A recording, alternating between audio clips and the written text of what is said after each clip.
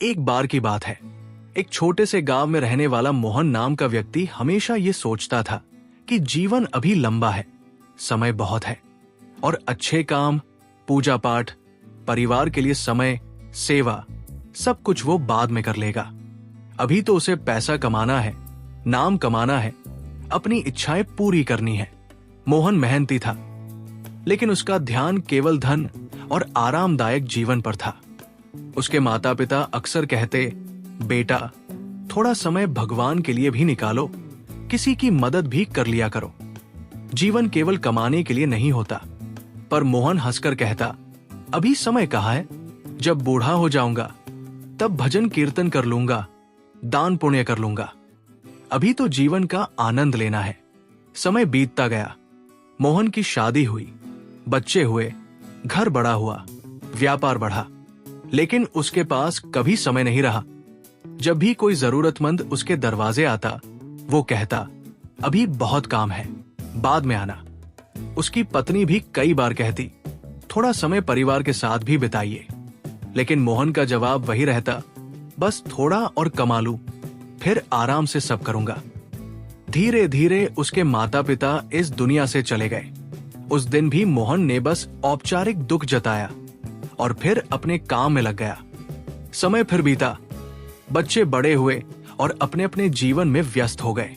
अब मोहन बूढ़ा होने लगा, शरीर कमजोर होने लगा, बीमारी ने घेर लिया। एक दिन अचानक उसकी तबीयत बहुत बिगड़ गई। डॉक्टर ने साफ कहा कि अब उसके पास ज्यादा समय नहीं है। अब पहली बार मोहन को डर लगा। उसे लगा कि उसने जीवन भर क्या किया। उसने पैसा तो बहुत कमाया, पर मन की शांति नहीं पाई।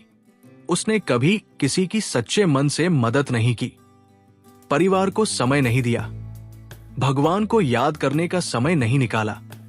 अब उसे भगवान की याद आई। वो बिस्तर पर लेटा हुआ रोते हुए प्रार्थना करने लगा, हे भगवान, मुझे थोड़ा और समय दे दो। मैं अपनी गलतियां सुधारना चाहता हूं। मैं दान करूंगा, लोगों की मदद करूंगा, आपका भजन करूंगा। उस रात उसने सपना देखा। उसके सामने तेज प्रकाश हुआ और भगवान प्रकट हुए। मोहन रोते हुए बोला, भगवान, मुझे एक मौका और दे दीजिए, मैं सब ठीक कर दूंगा। भगवान ने शांत स्वर में कहा, मोहन, जब तुम्हारे पास समय था तब तुमने उसे व्यर्थ समझा। जब तुम्हें जरूरतमंदों की मदद करनी चाहिए थी तब तुमने उन्हें टाल दिया। जब परिवार तुम्हें चाहता था तब तुम काम में व्यस्त रहे। जब तुम्हारे माता पिता तुम्हें पुकारते थे तब तुमने उन्हें समय नहीं दिया। मोहन रोते हुए बोला, भगवान, मुझसे गलती हो गई, बस एक मौका दे दीजिए। भगवान ने कहा, मैंने तुम्हें जीवन दिया, अवसर दिए, परिवार दिया, धन दिया। हर दिन तुम्हें एक नया मौका मिलता रहा, लेकिन तुमने हर बार कहा, अभी नहीं, बाद में। अब समय पूरा हो चुका है, अब देर हो चुकी है। इतना कहकर भगवान अदृश्य हो गए। मोहन की आंख खुली तो उसका दिल कांप रहा था। उसे समझ आ गया कि जीवन में सबसे बड़ी गलती उसने समय को हल्के में लेकर की।